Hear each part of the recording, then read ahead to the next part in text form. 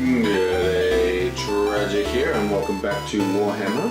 And quick revision, last turn when I rolled the combat dice, I forgot to count the shields. So this guy actually took no wounds. So he gets his one wound back. And this guy blocked one of the incoming damage, so he loses a wound. Actually, I've reversed these, haven't I? So it's actually 5. Bam. Okay, so what they are now, instead of counting the total amount of wounds, they're counting the amount of wounds on them, not the total health, which is how I normally do it. So hopefully that's not going to confuse the hell out of me. Anyway, let's get straight into this. Yoing! Okily dokily doo. Now, we're in kind of a bit of a fix here because we've got all these monsters around. We don't need to quest though, but I think what we're going to do is the rat swarm, he is connected to here. So he's going to do his aid action. That's going to tap him out, unfortunately. And he's going to aid Mage User, the Bright Wizard here. So we're going to untap this, and then we're going to roll. Just clear out all these. Yonk, yonk, yonk, yonk. If you're wondering where my new boot is, I've got it in the other room, soaking in hot water, trying to get all that plastic off it. Yablam! 2 successes and a hit. So that is 2 on the fireball, and he can now lose one of his wounds. Now this is interesting. How does this exactly work, do you think? So he has 13, right? He gets 1 damage because the rat attacks, and the rat is doing 1 damage. But there's an order to the resolution of the card. It says you do the aid action, then the hero readies the action, then you do the heal. So I'm thinking he does the aid action, he gets attacked during the roll, he then untaps the fireball, and then he heals. So bam. And now it's the Bright Wizard's turn, and he is going to do a fireball, obviously. Yablam. He's going to spend both of these tokens. And he's going to spend his empowered card, which I'll tell you about in a sec. And he's also going to add a wound so he can target an additional enemy. He is going to target both these guys. That's a 2 health, 6 health with a 1 armor. Okay, so he has no one with him, so there's no black die. He has 2 automatic successes, plus he has empowered, which gives him +1 attack, so he's 3. 3 successes already, and now we need a whole bunch of explosions, please. Boing! Well, there's 1 explosion at least. So, boom. Now we roll again. Boink! Another explosion. That's what I like to see. And again, blam! And a double axe. Oh, that is awesome. So that is 1, 2, 3, 4. 5, 6, 7 damage. And I think he's just going to put all 7 damage on Grump and kill him. So he's 6 damage plus 1 for armor. That's 7 damage. He's dead with 1 shot. Bam. Now, if I remember correctly, the killing him gets just to put 4 total, or 4 plus 2 is 6, so it doesn't matter. But I think, unlike a lot of games, you can't overquest. So say that was 5.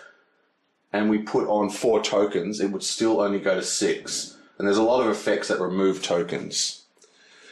Anyway, so that goes to 6 we've cleared. And now we go to our dwarf guy. And he is also going to do aid. So his aid only allows him to roll 1 dice. There's no one in front of him. So he's got no black dice. But we are going to use the 2 tokens here. We get to refresh all his tokens. Nice.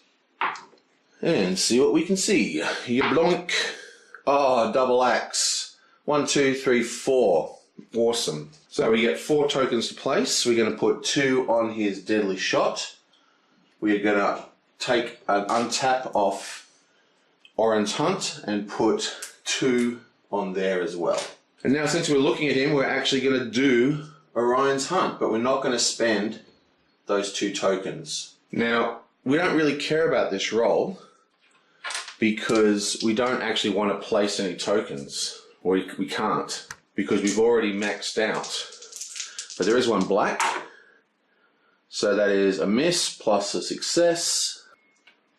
And it doesn't really matter, we're just rolling for fun. Okay, so that's 3 successes. Now we're already at 6, so we can't actually place anyone. We do get to draw a dungeon card. So let's just do that. Blam! Your foes are difficult to predict, feinting and striking with terrifying precision. The highest ranked ready enemy activates and then readies. There's only 2 face-up enemies. They're both level 1, but this guy's got 3 health. So he advances, which means he comes over here. So he advances to this guy, and then he does inflict, which is 1 damage. So that is 6 damage on this guy now. And then the final activation on his Orion card is that we can exhaust a hero in the shadows, enemy in the shadows. So that's exhausted. And then the very last thing he does, it does have a treasure icon, so we're going to draw a card. Now, unfortunately, I don't really want this one, even though it's pretty good. So I'm going to draw a raw one from the top. Be a heal, please. It's an armor, light armor. Apply 2 to your health value. Before your rest action, you may exhaust another action to apply +1 success. Oh, you know what I forgot to do is re-roll the black using this card here. Let me just quickly do that. So he's got this ability that allows him to re-roll the black and gets a hit anyway. So that's completely useless. We've had this 3 times. We've used the roll 3 times and it's never once worked. Stupid coin. Now, this is an accessory equipment and this is an armor, light armor.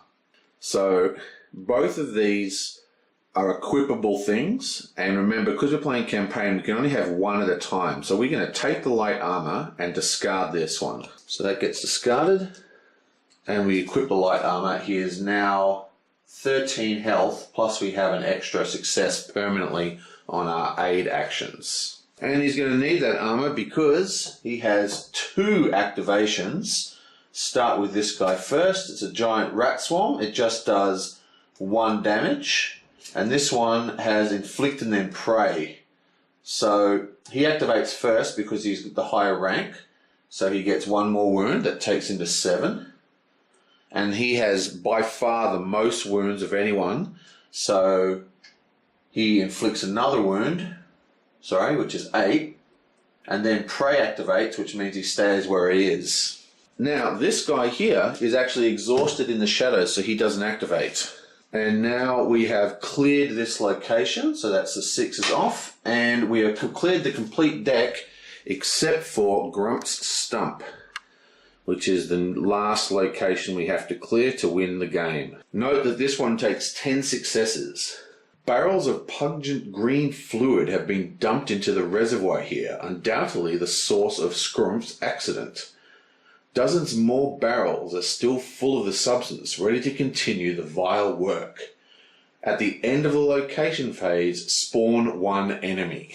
Okay, so that's not going particularly well. We get to spawn 3 and 1 to the shadows. Now the cool thing, and the reason why we exhausted him so he wouldn't activate and attack us, is if he's in the shadows when we travel, he's discarded. So that monster is left behind. Now, starting with the first player, we reveal 1, 2, 3 monsters, and 1 goes into the shadows. Bam! Okay, so that's a lot of problems. And we whoop up 1 more. Okay, I still think we're doing pretty well. We've kind of got to heal our ranger. There's a lot of monsters on the board that we need to deal with. Plus, we've got 2 more turns until the red version of Grump is out. We only need 10 successes to get past, so a couple of good rolls, and seems like I'm rolling extremely well in this game.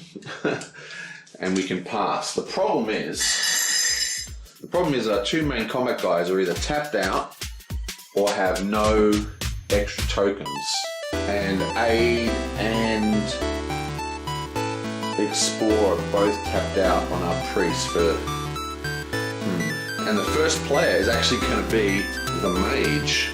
So we're not in a particularly good position here. I'll see you guys next time.